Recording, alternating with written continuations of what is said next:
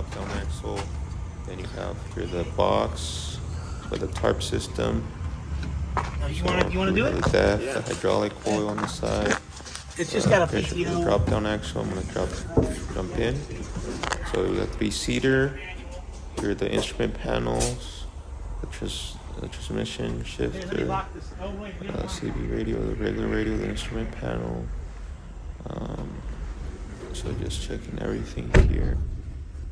You can see the steering wheel has cruise control, regular panels, and let me start it up.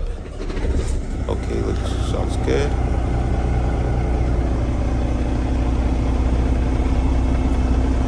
So here we can see the dashboard looks good quality, the CB radio on the top, the roof. I mean everything looks good. These follow street.